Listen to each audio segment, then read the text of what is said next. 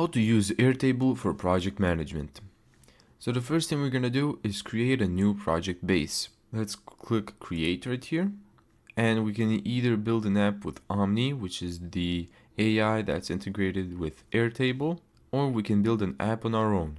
Because of the sake of the video, I'm gonna click build an app on your own, but the AI is incredibly useful, and even if you press build an app on your own, you can still use AI. So let's click build an app on our own, and here you go, the AI is still here on the left side. Now let's give our project a new name. I'll just type in project management, and now we can add our project tasks. We can create columns such as task name, status, priority, assignee, due date, project, and notes. We can then add each task as a new row. Airtable recommends organizing work into fields, which are columns, and records, which are rows, to make filtering, sorting, and automation easier. So we can just put this into the AI, although you can do this right here. You can add another table here. So here you go, the AI added this for us. You can switch between views to manage your work. So the grid view is for the complete task list. You can also have the Kanban view, which is for organizing tasks by status. We can do calendar view, which is tracking due dates. We can also do timeline view, which visualizes project schedules.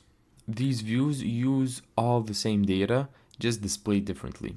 So whatever I type in, for example, inside of the grid view, it's gonna get shown on the timeline, Kanban, and calendar. So let's say we have a video topic, how to use Airtable. We're gonna make it high.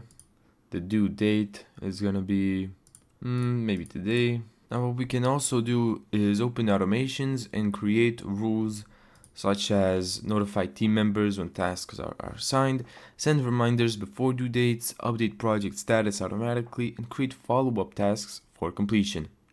So we can add a trigger right here, for example, when record matches conditions. Select table 1, add condition, when status is done. Okay, so now let's go to send an email. Type in who you want the email to be sent to, the subject of the email, and the message of the email. Or you can generate text using AI. Now I told the AI to use interfaces or dashboards to better see project completion percentage, tasks due today, overdue tasks, team overload, and active projects. Here's that one task where I put that video to be scheduled to be due today. Many experienced Airtable users recommend giving teammates an interface rather than direct access to the underlying tables, making the workplace simpler and role-specific. So if you only want to share this overview, you can do that. Thank you so much for watching this video. If you found this tutorial helpful, make sure to give it a thumbs up and subscribe. And as always, see you in the next video.